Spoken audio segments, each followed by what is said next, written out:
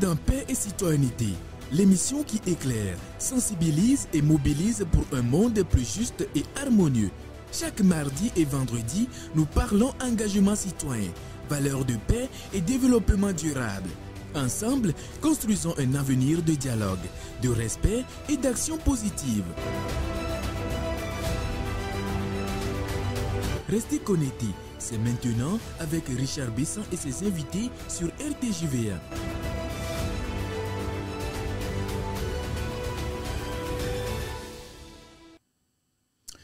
Nous y sommes dans notre rendez-vous incontournable de paix et citoyenneté, une émission pendant laquelle nous procédons à la valorisation des acteurs de la paix, une émission pendant laquelle nous discutons des thématiques assez cruciales pour le développement de nos sociétés. Chers téléspectateurs, soyez les bienvenus et soyez confortables car aujourd'hui, ça va encore chauffer. Le thème qui retiendra notre attention aujourd'hui ne sera pas des moindres, mais permettez-moi de continuer par recevoir d'abord notre invité du jour qui va essayer de nous égayer et de nous établir sur les questions de paix, la thématique que nous allons aborder aujourd'hui. Je veux dire le docteur Emmanuel Bayaro. Il a plusieurs casquettes aujourd'hui. Il est spécialiste en intelligence financière. Docteur Bayaro, soyez le bienvenu. Merci beaucoup, frère Richard. Merci de pouvoir honorer notre rendez-vous aujourd'hui. C'est avec plaisir. Alors, le thème pour lequel nous sommes tous ensemble aujourd'hui, c'est le rôle de la création de richesse dans la promotion de la paix. Ah oui, effectivement, c'est ça. Alors, si on rentre directement dans le sujet, comment est-ce que vous définissez la création de richesse dans le contexte d'un pays en développement? Oui, pour définir la création de richesse dans le contexte d'un pays en développement, il s'agira d'abord de connaître ce que c'est que la paix. Bien sûr. Et si nous pouvons bien comprendre la notion de la paix, dont nous pouvons maintenant le lier, donc cette définition-là, à la création de la richesse, et on va voir comment on peut allier les deux termes pour pouvoir bâtir des pays stables. Donc la paix est une relation de bien vivre ensemble, solide et durable, basée sur le respect mutuel. Il y a une certaine cordialité entre les gens et aussi il n'y a pas la violence parmi les gens et puis chacun exprime librement son cœur envers son prochain. Donc on ne fait pas selon notre intelligence mais on exprime la paix par notre cœur. Quand on est en paix avec soi-même, ça veut dire qu'on sera en paix avec les autres. Et quand on est en paix avec soi, on peut alors créer de la richesse. On n'est pas en conflit avec nous-mêmes.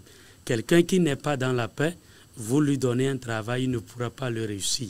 C'est pour ça que nous allons dire, dans le contexte des pays en développement, la création de la richesse doit rimer avec la paix. C'est pourquoi nous parlons dans notre pays, le Togo ici, de paix et de sécurité. Et le gouvernement fait tous les efforts pour qu'il y ait la paix et la sécurité. Parce que quand il y a la paix, les gens peuvent aller facilement vaquer à leur occupation. Et en vaquant à leur occupation, ils peuvent créer des biens et des services qu'ils peuvent vendre. Et c'est la vente de ces biens et services qui crée la richesse. Donc s'il n'y a pas la paix et que les gens sont obligés de ramasser leurs bagages, comme on voit dans certains pays avec des déplacés liés au conflit, comme on va dans d'autres pays comme ça, vous allez voir que personne ne se soucie plus de rester pour produire. Et là, on est préoccupé par la fuite. Donc, ramasser les bagages parce qu'ici, ça tire, il y a les bombes par ici, ainsi de suite. Donc, aucune activité humaine ne peut réussir dans un milieu conflictuel. C'est pourquoi maintenant, pour que les pays en développement puissent asseoir vraiment une bonne base de développement économique, il faut alors partir de la paix, instaurer la paix. Alors là, qu'il y ait le dialogue, l'entente, la compréhension mutuelle pour que les termes de gestion de notre cité soient alors donc bien compris par chacun des citoyens pour qu'on ne crée pas des conflits, pour qu'on ne crée pas aussi des inégalités. Effectivement, je ne coupe pas la parole. Cela me pousse évidemment à vous poser déjà cette question. Déjà, de par votre intervention, j'ai plusieurs questions qui me sont déjà passées par la tête, mais je pense que des questions futures vont nous permettre de pouvoir les relater beaucoup plus facilement. Alors, vous avez parlé tout à l'heure d'inégalité. Alors, quel est le lien on peut déjà faire entre pauvreté, inégalité, conflit? Oui, effectivement, quelqu'un qui est démuni, il est pauvre, il n'arrive pas à satisfaire à ses besoins, les besoins fondamentaux, et qu'à côté de lui, il y a quelqu'un qui a tous les moyens, qui, si je prends un exemple de famille, qui sont voisines côte à côte, l'autre, on attend toujours l'odeur, on hume l'odeur des fruits, des viandes, des quoi, tout ça, et puis toi, tu es à côté, et tu n'as pas de quoi mettre dans la casserole avec tes enfants, les enfants sont en train de pleurer, tu iras chercher querelle à l'autre. Oui. Parce que tu vas commencer par trouver des alibis pour l'accuser qui dérange, pourquoi il dérange les gens, ainsi de suite, comme ça. Parce que lui, comme il a les moyens, il est dans la joie, il crie et tout, et voilà, ça rend aigri les autres. Donc maintenant, si chacun est sur le même pied d'égalité, chacun arrive à satisfaire ses besoins de base, chacun comble vraiment les besoins d'affirmation de soi. Là, si nous prenons la théorie de Maslow, donc il y a les niveaux hiérarchiques. Quand il mange, il faudrait que ça évolue progressivement.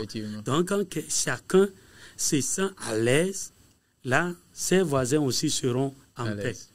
Mais quand il y a une inégalité, il va dire que c'est notre richesse ensemble à nous, et lui, là, il profite seul, et là, il va prendre les gourdins, les coups pour aller l'attaquer, parce que c'est lui qui pille les biens de notre communauté.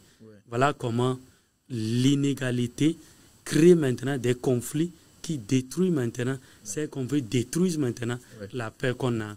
Alors, donc, bien évidemment, je voudrais qu'on s'intéresse vraiment à une question de la paresse, par exemple. Est-ce que dans ce contexte, quelqu'un qu'on considère être paresseux, dans ce contexte-là, est-ce qu'il ne menace pas la paix, en quelque sorte? Bon, oui. Et aujourd'hui, il y a un phénomène, parce que moi, je suis né d'un village, et puis bon, si aujourd'hui je vis par Lomé, c'est par la grâce. Et vous allez voir qu'aujourd'hui, dans les villages, les gens n'aiment plus travailler. Voilà. Et ce que nous entendons, si toi, tu fais l'effort d'aller travailler, ce que tu as cultivé n'est pas ta propriété. Ça devient maintenant une propriété collective. Ce n'est pas une propriété collective, c'est-à-dire qu'il y a le vrai propriétaire du champ qui est là. Et il y a d'autres propriétaires aussi qui surveillent ce que tu as cultivé.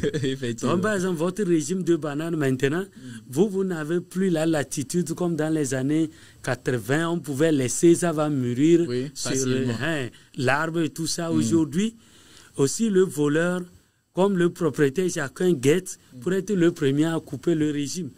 Donc voilà, parce que la paresse a amené plusieurs à ne pas vouloir s'intéresser à l'agriculture, à la culture, au travail. Et la Bible l'a si bien dit, celui qui ne travaille pas, qui ne mange pas.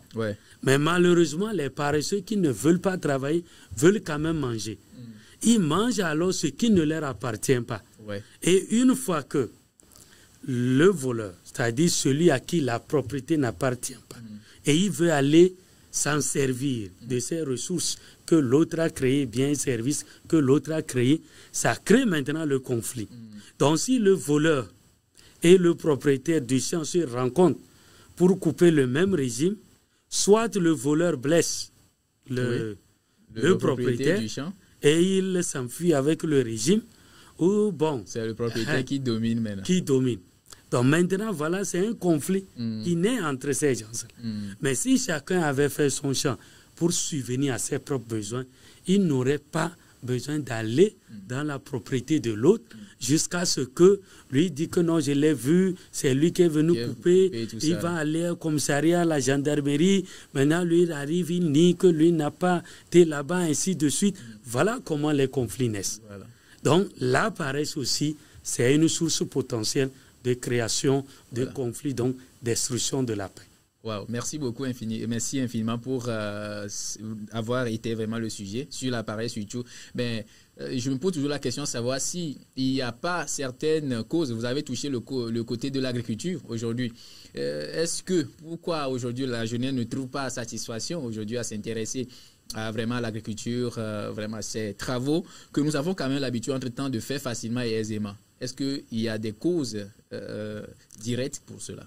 Oui, effectivement, c'est les facilités de la technologie qui amènent maintenant, puisque la jeunesse d'aujourd'hui est en contact avec le monde entier, que quand on soit sur les réseaux sociaux comme dans les médias, ils arrivent à apprendre qu'ailleurs, il y a une seule machine qui défriche le champ, qui laboure, qui fait des billons, qui sème, et puis qui va récolter et peut faire tout. Et puis maintenant, c'est le plat peut-être qu'on va attendre à la maison. Ouais. Et nous sommes actuellement en génération micro-ondes, tout va à la vitesse. Oui. Donc maintenant, demander à un jeune qui voit qu'une machine est utilisée comme ça en Inde, en Chine, en Europe, et dire que lui va se courber avec une daba et une coupe-coupe et sentir la douleur à la hanche là. C'est plus possible. Ce n'est plus possible. Mais est-ce que cela n'encourage pas quand même le développement technologique pour nos États, en quelque sorte, pour qu'ils puissent avoir un penchant beaucoup plus lié au développement technologique et favoriser cette inclusion-là au niveau de la technologie? Oui, effectivement, vous avez bien raison, parce que nos États doivent aller vers là. Et je félicite aussi le gouvernement togolais qui fait des efforts. On voit chaque fois les machines, les tracteurs et tout ça, que le gouvernement fait l'effort de doter aux paysans. Mais nous devons revenir encore en arrière pour réfléchir. Ceux qui fabriquent ces machines que nous envions pour utiliser dans nos champs, ce n'est pas descendu du ciel. C'est des gens qui ont réfléchi. Et pour réduire leur pénibilité au niveau du travail, ils ont créé de toute cette machinerie-là pour faciliter leur travail. Aujourd'hui, pour pouvoir acquérir ces machines, il faut avoir de l'argent. Parce que c'est un bien qu'eux, ils ont créé. Et c'est ce bien-là qui crée la richesse dans leur pays. Maintenant, si nous voulons, nous, la jeunesse, nous devons réfléchir pour créer de ces machines. C'est pourquoi maintenant nous devons réfléchir au lieu d'aller vers la facilité pour utiliser ce que d'autres ont déjà produit. Nous devons réfléchir comment maintenant créer notre indépendance et aussi notre liberté, autrement dit notre paix, pour que demain quelqu'un ne dise pas que nos machines, nous n'allons plus vendre à ce pays parce qu'ils sont comme ça, nous on n'est pas d'accord avec leur gestion, leur politique, et ainsi de suite. Donc pour avoir notre autonomie et notre paix, là, nous devons réfléchir, concevoir nos machines. Voilà. Et c'est là qu'un jour, j'avais posé la question à mon papa, quand j'étais au cours primaire, parce qu'on est allé, j'ai commencé par lui dans le livre, mon premier livre de lecture, on va vélo, on va moto, on va tout ça. Et je posais la question à mon papa pour dire, mais depuis que les gens ont commencé par aller à l'école là, ils n'ont pas appris comment fabriquer le vélo. Voilà. Parce que dans notre village, c'était rare, parce que de voir ça, nous, on voyait que le vélo dans le livre. Mais maintenant, et je posais la question, pourquoi dans notre village... On ne peut pas faire des vélos pareils.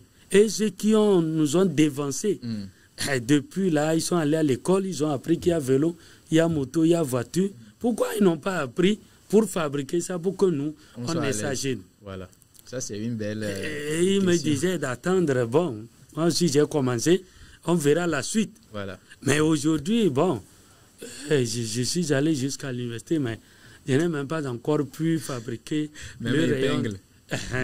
Voilà. Quelqu'un qui disait fabriquer même une montre qui fait cling, cling, cling. Je disais le coach Simon. Que 20 ans d'études, on n'arrive pas à fabriquer une montre qui fait cling, cling, cling à la main. Là que c'est compliqué. Il va falloir réadapter maintenant le système éducatif à beaucoup plus la formation pratique. Donc voilà un peu ça. Cela me pousse déjà par vos propos à vous poser déjà la question si on peut parler aujourd'hui de paix en développement, de paix sans développement économique.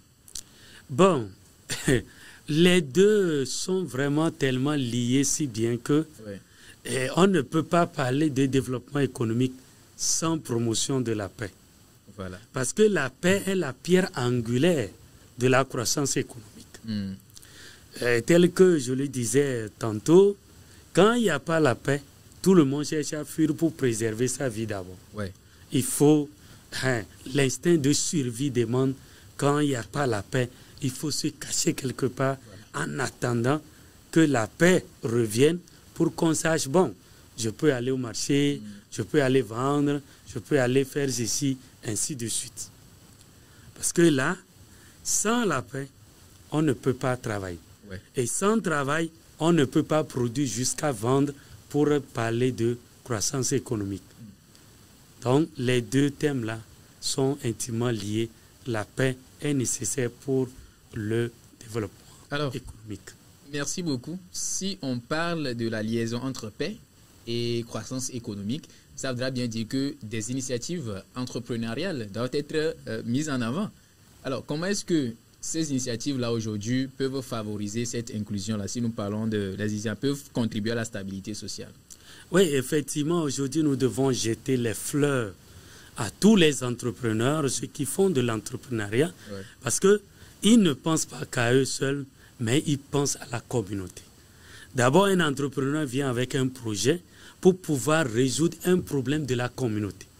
Déjà, en résolvant ce problème pour la communauté, il est en train de contribuer à la promotion de la paix. Voilà. Donc, déjà, par exemple, je prends juste un petit exemple.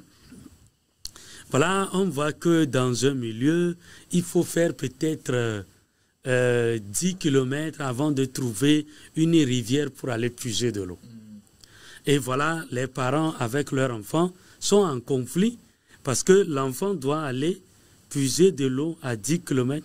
Donc ça veut dire qu'aller-retour, ça fait 20 km. Et ça fait de la peine pour transporter l'eau sur 10 km pour revenir, c'est un peu difficile. Et là, voilà, un opérateur économique ou bien un entrepreneur vient, il voit que dans ce milieu-là, il y a besoin d'eau et il vient maintenant mettre un forage et il vend de l'eau. C'est-à-dire il a rapproché de l'eau à la population. Donc, en faisant ça, déjà dans les maisons, les conflits qui naissaient entre maman et les enfants, et la paix va régner parce que quelqu'un a apporté cette solution au niveau de la communauté. Ouais. Non seulement qu'il apporte la solution qui satisfait un besoin au niveau de la communauté, maintenant quand ces activités se développent, il recrute des employés au niveau de la communauté et que ces gens-là, en leur payant un salaire à la fin du mois, eux aussi vont mieux vivre et en vivant mieux, ça veut dire que le nombre de personnes qui allaient souffrir pour être peut-être, quand un petit bobo s'éclate, ils vont être parmi les lanceurs de pierres. Chacun étant occupé à son boulot, il n'a pas le temps d'aller marcher dans la rue, par exemple, pour dire il proteste, ainsi de suite. Donc, il est occupé à son boulot. Et c'est l'entrepreneur-là qui est venu donner ce boulot-là, qui est en train de contribuer à l'apaisement social. Voilà. Donc, par exemple, si on prend un papa qui a peut-être 5 garçons, et les 5 garçons n'ont pas de boulot, et le papa est seul à amener, parce que lui seul il travaille, il doit amener l'argent pour nourrir les 5 garçons. Un jour, le papa dit, vous là, vous êtes là, des gaillards comme ça, vous ne faites rien. Mais le jour qu'une nouvelle entreprise vient s'implanter dans le milieu, et les 5 garçons sont recrutés dans cette entreprise, vous allez voir que la paix revient entre papa et les enfants parce que chacun s'autosuffit et puis bon, il y a maintenant la paix comme ça. Donc l'entrepreneuriat, c'est un chemin d'or pour pouvoir contribuer à l'apaisement social, donc à la promotion de la paix. Merci infiniment, docteur. Chers téléspectateurs, vraiment le sujet est très crucial. Nous étions en train de parler du rôle de la création de richesses dans la promotion de la paix. On a abordé des questions sur comment on peut définir cette richesse-là dans notre contexte surtout et dans le contexte des pays en développement et comment est-ce que nous pourrons voir aussi les liens qui existent entre la pauvreté, inégalité et conflit. Et à part cela, nous sommes en train de parler de la contribution des entreprises pour favoriser donc l'inclusion et éliminer en quelque sorte les frustrations sociales. Alors, bien avant de démarrer avec une nouvelle question, il y a cette question qui m'est venue lorsque vous étiez en train de parler de la création de richesse par les entreprises, le fait pour qu'une entreprise installe quelque chose qui puisse aider une population à régler les conflits au sein de cette dernière. Si nous nous intéressons beaucoup plus à la création de richesse, il y a des uns dans certains milieux qui peuvent dire nous, cela nous appartient. Nous ne voulons pas que ces autres-là puissent profiter. Il n'y a pas cette facilité pour ces personnes-là de pouvoir partager les richesses. Mais est-ce que vous pensez qu'aujourd'hui, la répartition en quelque sorte des richesses-là peut résoudre en quelque sorte les frustrations sociales? Oui, souvent, quand nous prenons les populations autochtones, oui, c'est-à-dire les gens du milieu, peut-être il y a un minerai dans leur sous-sol. Oui. Et voilà, on vient maintenant, on les déplace un peu, on commence par exploiter les minerais. Et souvent, ces populations autochtones, s'il n'y a pas beaucoup, je vais dire, ceux qui ont les diplômés, voilà, qui peuvent être recrutés dans l'entreprise qui est venue s'installer, donc ça veut dire que la population se voit maintenant marginalisée, lésée, parce que c'est leur terre qui apporte cette ressource minière. Maintenant, on n'a pas recruté leurs enfants, et puis des gens viennent d'ailleurs, c'est eux qui sont les grands directeurs, c'est eux qui roulent en véhicule et tout ça. Quand ils regardent, ça fait déjà source de conflit. Effectivement. Dans un moment donné, ils peuvent faire des marches, des protestations pour dire nous ne voulons plus qu'on exploite notre sol pour créer tout ça là parce que ça ne nous profite absolument rien. C'est pourquoi maintenant au niveau des entreprises, on parle de la responsabilité sociale. Donc ça veut dire que si une entreprise respecte ses engagements sur le plan social, il doit savoir quels sont les projets que je dois installer dans la communauté pour profiter à la communauté. Par exemple, il y a là où on exploite des mines. Peut-être vous êtes dans votre maison, on creuse là-bas, les poussières s'élèvent et puis bon, ça vient se déposer dans vos maisons. Donc vous respirez la poussière, mais vous ne profitez pas. Maintenant, il faut que l'entreprise, peut-être au niveau d'impact environnemental, prenne des dispositions, par exemple pour mettre des arbres qui vont constituer des haies, pour que quand les vents soulèvent les poussières, ça soit retenu par les feuilles des arbres, là, ainsi de suite, tout ça. Ou bien même demander à l'entreprise d'installer des filtres sur ces installations pour que la pollution environnementale soit réduite le plus possible. Alors, donc maintenant, déjà, c'est les points critiques qui vont créer des conflits que je suis en train de toucher comme ça. Donc maintenant, l'entreprise doit voir qu'est-ce que je vais créer pour que sa population soit satisfaite, comment je vais réduire les impacts environnementaux le plus possible pour la communauté.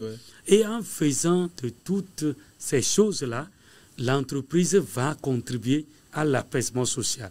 Par exemple, s'ils installent des infrastructures de bien-être, par exemple les centres de santé, peut-être l'adduction d'eau, la voirie dans le milieu, tout ça, les gens vont dire, ah, il nous crée des torts, mais voilà tout ce qu'il a fait, et quand même, on peut le concéder. Effectivement. Voilà. J'avais voulu évidemment vous poser cette question, à savoir s'il n'existe pas quand même des responsabilités des entreprises lorsqu'elles seront en train de s'installer pour pouvoir remédier, bien sûr, bien résoudre un problème. Eh bien, Dieu merci, vous avez déjà touché ces points et essayer de nous expliquer en quelque sorte comment ces entreprises-là peuvent aider ou bien contribuer dans l'élan de leur mise en place à aider la population à croître. Est-ce que nous pouvons déjà avoir, si bien sûr ça existe, des exemples concrets d'initiatives qui ont favorisé ou bien contribué à l'essor d'apaisement de la paix?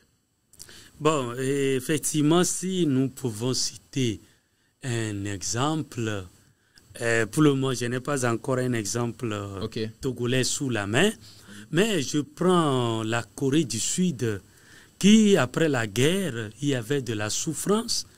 Et, bon, tous ceux qui étaient les initiateurs de la construction de la Corée du Sud, ils ont réfléchi, ils ont commencé par travailler main dans la main, avec un cœur pour leur pays. Et selon l'histoire, et même notre pays, le Togo, était en avance de la Corée du Sud. Mais aujourd'hui, la Corée du Sud peut être classée parmi les 10 premières puissances économiques mondiales. Voilà. Et nous avons vu dans les études que la Corée du Sud, d'abord, ceux qui étaient les survivants de la guerre, ils ont décidé que ce qu'ils ont vécu, la misère et tout ça, que leurs enfants ne vivent pas les mêmes choses. Maintenant, chacun s'est mis à travailler. Ils ont même envoyé leurs bras valides dans d'autres pays. Ils ont travaillé dans ces pays-là. Ils ont gagné de l'argent. Ils ont envoyé l'argent vers leur pays pour la construction du pays. Et voilà comment ils ont commencé par réfléchir. D'abord, ils ont commencé par changer de mentalité. Oui. Le changement de mentalité amène la mentalité de la culture de la paix, le vivre ensemble, le travail dans les mains dans les mains. Et une fois qu'ils ont conjugué leurs efforts ensemble, ils ont sorti leur pays de la pauvreté.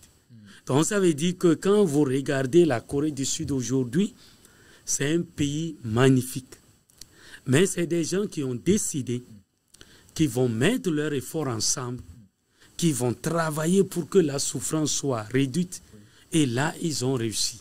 Et quand vous regardez la Corée du Sud des années 70 par rapport à la Corée du Sud aujourd'hui, il y a une grande différence.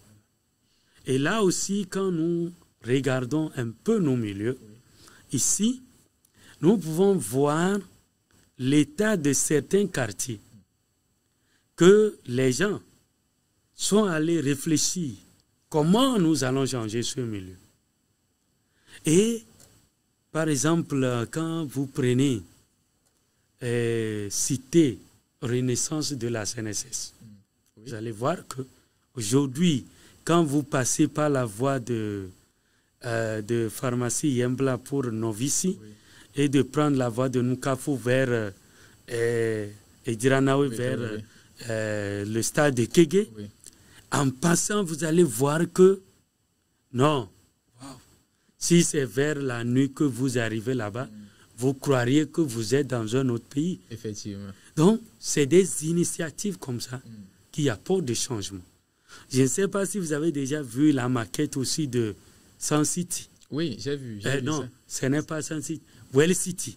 Well City, c'est à quel niveau? Well City peut vers à la sortie d'Adeti Kopé, vers Dalave. Oui.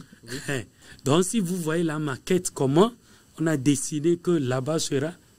Non, tu ne diras pas que c'est le Togo. Effectivement. Donc, il faut des initiatives dans la réflexion. Et bon, je remercie aussi l'État.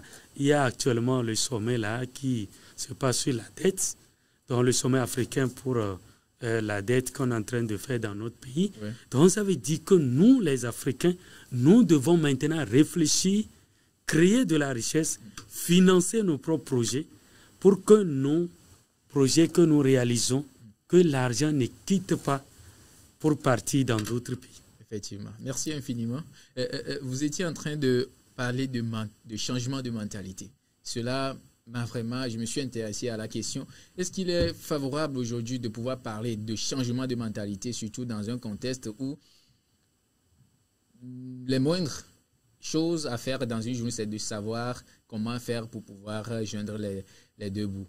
Est-ce que c'est favorable? Est-ce que ce n'est pas compliqué de parler de changement? Parce que ce n'est pas tout à fait facile. L'un se lève aujourd'hui, vous lui parlez peut-être d'une vision à long terme, mais lui, il ne voit pas encore cela. Ce qu'il trouve aujourd'hui, ou bien ce qu'elle trouve, c'est de pouvoir chercher quelque chose pour combler d'abord ce vide qu'il a sur le choc, qu'il a sur le coup. Est-ce que le changement de mentalité dont vous êtes en train de parler, qui a poussé même des nations comme la Corée à vraiment sortir de la pauvreté et tout, peut être aussi possible pour nous aujourd'hui? Oui, c'est très, très, très possible. Ouais. Parce qu'il suffit de changer notre perspective de voir les choses. Un jour, je parlais de changement de mentalité et puis bon, je donnais cet exemple parce que j'ai vu un ami qui allait vers les pays asiatiques là. Et ça m'avait frappé parce que au moment où on parlait que les éléphants ont tué un de nos frères togolais dans les forêts de réserve là, pendant ce temps, on voit des touristes qu'il y a les pays asiatiques là, ils ont dompté les éléphants et maintenant ils font asseoir les touristes sur les éléphants. Wow. Voilà. Donc, nous, on voit l'éléphant chez nous ici, c'est un danger. Oui. C'est un animal destructeur. Oui. Mais eux, ils sont restés chez eux là-bas, ils ont vu l'éléphant, ça c'est un bon moyen de déplacement. Tu peux mettre 10 personnes sur lui, il va marcher facilement avec ces gens-là, il n'y a pas de problème. Voilà. Et ils ont pris sur eux de changer la mentalité aux jeunes éléphants. Dès qu'il est né, on les récupère. Voilà. On l'attache. On le soumet à des exercices. Voilà. Et à un moment donné, cet éléphant devient un animal domestique. Voilà. On l'a domestiqué et on l'utilise comme on veut. Voilà. Et ceux qui vont là-bas pour rester sur ces éléphants-là, ça génère des millions, des milliards. Voilà. Par le tourisme. Voilà. Donc maintenant, c'est quand l'homme change sa façon de voir les choses qu'il trouve la valeur qu'il peut créer à partir de tout ce que Dieu nous a donné. Donc si eux, ils ont transformé des éléphants en moyen pour développer leur tourisme, nous aussi ici, on a la possibilité de faire la même chose. Si on ne peut pas le faire, on peut aller apprendre l'expertise de ceux-là pour venir reproduire la même chose ici. Mais si on ne change pas de mentalité, nous sommes sur le changement de mentalité. Effectivement. Si on ne voit pas que l'éléphant peut être utilisé comme moyen de déplacement, on n'arrivera jamais là. Effectivement. Alors que Dieu nous a donné le pouvoir sur tout animal, tout ce que se meut sur la terre. Il nous a donné le pouvoir. Donc quand nous reconnaissons notre pouvoir et nous voulons l'exercer, c'est là qu'on dit que le changement de mentalité s'installe. Donc, il s'agit seulement, changement de mentalité, c'est avec quelle perspective tu vas regarder la chose. Okay. Par exemple, si je donne juste un petit exemple, on dit qu'il y a la souffrance au Togo. Dès que tu es câblé qu'il y a la souffrance au Togo, tu vas souffrir. Ça, c'est vrai. Mais quand tu te dis que non, il y a la possibilité de s'épanouir au Togo, de se développer au Togo et de créer de la richesse, c'est fini. Tu vas regarder, penser autrement. Voilà. Donc, c'est avec les lunettes que nous regardons le monde. C'est ça que nous voyons le résultat. Et là, si le résultat que nous avons aujourd'hui n'est pas satisfaisant, nous allons changer notre façon de regarder. Et c'est là le changement de mentalité. Ah, merci beaucoup, docteur. Je pense que ça a été une improvisation pour pouvoir nous parler de changement de mentalité, puisqu'il est un expert quand on parle de développement, bien changement de mentalité. Nous en reviendrons dans une nouvelle émission pour en parler surtout, changement de mentalité qui a un lien bien sûr avec la paix. Merci de toujours rester avec nous. Alors docteur, puisque vous avez essayé d'expliquer, en quelque sorte donner des exemples beaucoup plus précis, des exemples concrets, quels sont en quelque sorte les secteurs économique favorable aujourd'hui pour pouvoir développer la paix ou bien faciliter les finances pour la paix? Bon, aujourd'hui, tout ce que l'homme utilise vient d'un secteur donné. Voilà. Et tout ce que l'homme utilise, alors, est une source de création de richesse. Voilà. Autrement dit, si nous prenons le secteur agricole, oui, tous ceux qui vivent sur la terre, ils mangent. Voilà. Dès que les gens continueront par manger, c'est un secteur porteur. Voilà. Mais aujourd'hui, notre mentalité nous pousse à dire que l'agriculture, bon, c'est réservé aux pauvres, c'est réservé aux démunis. Mais si vous suivez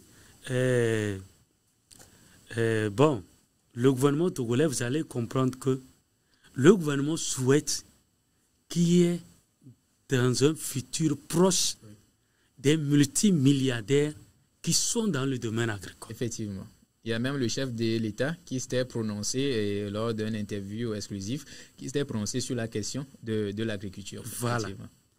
Maintenant, cette question, ça m'amène, la guerre russo-ukrainienne nous prouve que quand vous êtes dépendant de l'agriculture d'un autre pays, oui, vous n'êtes pas en stabilité. Voilà. Et vous savez que le Togo fait des efforts pour l'autosuffisance alimentaire. Donc, si vous ne produisez pas ce que vous mangez, ça veut dire que vous êtes dépendant de l'extérieur.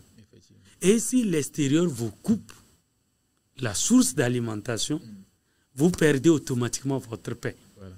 Et vous avez vu qu'il y avait une délégation de chefs d'État africains qui se sont déplacés pour aller négocier que non, le blé ne vient plus, alors que nous sommes dépendants du blé. Et puis c'était un peu se ridiculiser parce que là, nous-mêmes, on n'a pas anticipé sur les choses. Si notre population est trop dépendante de quelque chose qu'on ne cultive pas, ça veut dire que notre paix est menacée. Effectivement.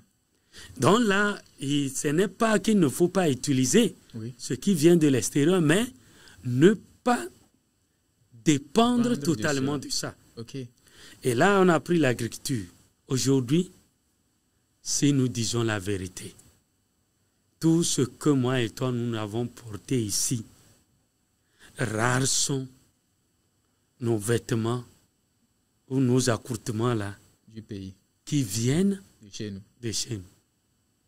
Ça veut dire que nous sommes carrément dépendants de l'extérieur. Oui. Et là, comme nous nous habillons chaque jour, c'est un secteur porteur pour qu'on développe des usines chez nous pour ne plus dépendre de l'extérieur. Je pense que les initiatives ont déjà démarré, notamment nos plateformes comme PIA qui est là pour la production, bien la transformation également de nos propres cotons et tout ça. Là. Voilà. Donc, sur l'élan, nous pensons que l'avenir est porté à cet effet. Et voilà, donc nous-mêmes, nous cultivons, nous transformons, et puis on ajoute de la valeur avant d'exporter nos biens et services. Et cela crée maintenant l'entrée des richesses chez nous. Par exemple, si nous prenons sur les 8 millions de Togolais que nous sommes, à supposer que 5 millions s'habillent des vêtements qui viennent de l'extérieur. Donc, tout ce que nous faisons comme effort de production, c'est-à-dire qu'on prend un certain nombre de milliards qu'on envoie vers les produits qui nous apportent nos vêtements. À part ça, si nous rentrons dans le domaine pharmaceutique, ça c'est à notre niveau, médical, dans le domaine médical, combien d'appareils nous fabriquons dans notre pays? Donc ça veut dire que tout ce qu'on utilise comme équipement dans nos hôpitaux vient directement de l'extérieur. Et là, nous devons réfléchir. Par exemple, je suis en train de montrer comment nous allons procéder pour créer de la richesse et en même temps faire la croissance économique de nos pays. Voilà. Parce que vous avez parlé de secteurs qui vont amener les choses. Parce que la santé, c'est d'office que tout le monde aura d'un jour à l'autre problème de santé. Effectivement. Donc c'est un secteur qu'il faut entretenir pour ne pas être dépendant de l'extérieur. Vous allez prendre le moment de Covid. Effectivement. Quand on disait qu'il faut porter les masques. Les masques, même certains pays européens n'avaient pas d'approvisionnement. C'est la Chine qui a aidé certains pays européens avant qu'ils ne remettent la machine de production rapidement en place. Mais malheureusement, le Covid aussi, jusqu'à ce qu'ils ne mettent les trucs pour produire, le Covid aussi est parti. Et je me rappelle, les masques qu'on vendait à 100 francs l'unité est passé à 500 francs. Oui. Et moi aussi, je voulais rentrer dans ce commerce-là, mais malheureusement, la boîte qu'on achetait le matin à 2500, jusqu'à ce qu'on ait rendu le port de masque obligatoire avant de sortir, c'était parti une boîte à 16 000, 18 000. Donc, vous voyez, Donc, ça veut dire que quand nous ne prenons pas des dispositions pour produire ce que nous consommons, on aura des problèmes. Donc, tous les secteurs d'activité. Aujourd'hui, tous nos véhicules, rares sont... En tout cas, il n'y a pas une usine de montage de véhicules, à ce que je sache, au Togo actuellement. Donc, ça veut dire que tout ce que nous avons comme véhicules circulant au Togo, ça vient d'ailleurs. Et cela me pousse évidemment à m'intéresser au secteur de l'élevage. Quand nous prenons l'élevage, il y a une étude qui a montré les statistiques que 31,5 tonnes de viande sont importées chaque semestre. 31,5 tonnes de la viande de chair qui sont importées. Donc je me dis, comment est-ce que nos agriculteurs ou bien nos éleveurs locaux arriveront à s'en sortir de cette faille-là? Parce que ce ne serait pas facile. Si déjà, sur le plan national, la consommation locale, bien qu'il y ait des initiatives, n'est pas assez encouragée, ou bien l'éducation ne nous permet pas à nos citoyens, bien nos concitoyens, de consommer ce qui est fait chez eux, ça serait un peu compliqué. Et moi, je suis allé même à pousser les analyses pour voir ce qui est à la source. C'est qu'il y a d'abord le niveau de vie. J'ai pris l'exemple, je dis aussi, je peux dépenser 2 000 francs pour avoir un gros poulet, que de dépenser 5 000 francs pour avoir un poulet naturel. Avec 5 000 francs, je vais avoir 2 gros poulets artificiels pour manger sur une longue durée, que d'avoir des poulets naturels qui coûtent 5 000 francs. Donc je me dis, il y a cette mentalité qui est déjà affectée au niveau local. Et le processus qui doit être déclenché maintenant, c'est de favoriser, de permettre une éducation. Parce que je pense que tout doit partir de là. Si l'éducation ne permet pas aux agriculteurs, aux consommateurs de pouvoir valoriser ce qui est fait chez eux, on va crier, mais ça serait beaucoup plus compliqué. C'est pour faire un ajout par rapport à ce que vous avez touché, le secteur de l'immobilier, des immeubles. Voilà. Le secteur agricole et tout ça. Oui, voilà.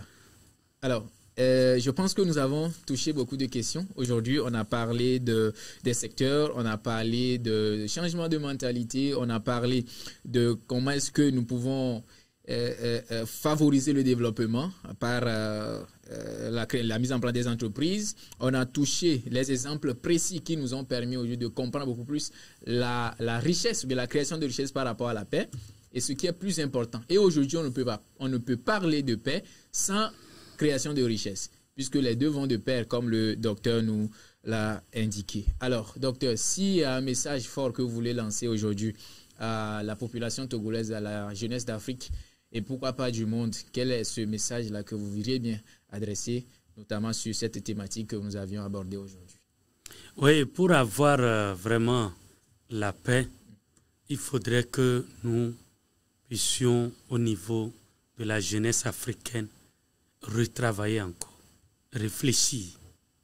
Parce que tout ce que les autres parties du monde qu'on appelle pays développés aujourd'hui, et chacun pense que de l'autre côté du monde, c'est le pays de l'aisance. Ce n'est pas aussi vers ailleurs. Voilà. Les gens quittent, ils font des pieds et mains, traversent le désert, et d'autres finissent dans les océans parce qu'ils veulent aller là où c'est mieux. Oui. Ceux qui sont là-bas, et c'est mieux, c'est qu'ils ont réfléchi. Ils ont créé leur environnement, ils ont créé leur économie et ils ont développé leur pays. Donc nous aussi aujourd'hui, comme nous sommes en train de parler de paix et de croissance économique, il faudrait que nous puissions d'abord être en paix avec nous-mêmes. Quand on est en paix avec nous-mêmes, on peut réfléchir facilement. Et une fois qu'on réfléchit, on va trouver des moyens de production plus sophistiqués et là, augmenter nos rendements et aller envahir les autres continents. Voilà. Parce qu'aujourd'hui, quand vous prenez ce qui est produit dans les pays européens, asiatiques et tout ça, c'est éparpillé dans le monde entier. Et nous sommes des consommateurs. Voilà, et il faut savoir que le consommateur, c'est lui qui est le pauvre. Effectivement. Donc, le producteur, c'est lui qui est le riche. Et là, si nous voulons quitter la pauvreté, quitter le sous-développement, il faudrait qu'on devienne des producteurs. Merci infiniment au Dr Emmanuel Bayaro, qui est spécialiste en intelligence financière. Merci de pouvoir nous étayer en quelque sorte sur les sujets, les questions que nous avons abordées aujourd'hui.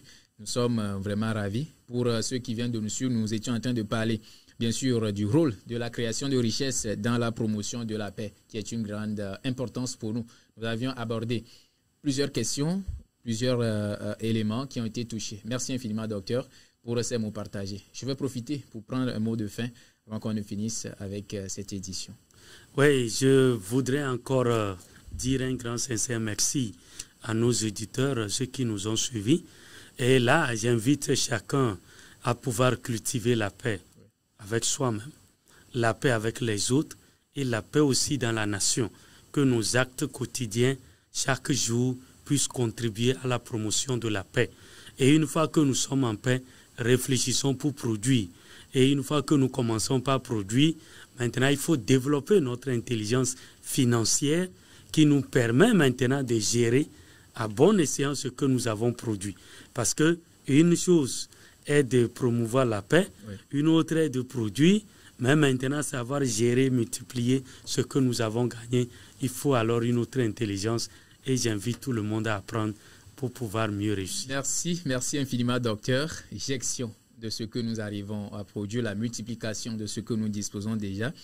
Commencer cette paix par nous-mêmes, commencer cette paix aussi avec les autres, évoluer aussi avec la nation dans laquelle nous vivons. Tels sont les grands piliers sur lesquels vous avez indiqué ou bien appelé l'attention de la jeunesse togolaise et surtout d'Afrique. Merci infiniment de pouvoir passer pour nous outiller davantage. Nous vous compterons bien sûr dans une nouvelle édition pour pouvoir nous entretenir sur le sujet de changement de mentalité qui est d'une grande importance pour nous. Car je suis là toujours en tant que plaideur pour pouvoir sauver cette jeunesse en tant qu'ambassadeur. Merci infiniment, docteur. Merci beaucoup. Chers téléspectateurs, merci de rester avec nous dans cette édition, cette émission de paix et citoyenneté. Je vous rappelle que c'est avec vous, c'est avec nous, c'est ensemble que nous irons avec la paix et la citoyenneté. Ceux qui n'ont pas pu suivre cette édition, nous sommes sur nos différentes plateformes. Veuillez cliquer sur les liens qui seront balancés pour suivre la totalité de l'émission. Merci. C'était Richard Bessan avec son invité. À très bientôt.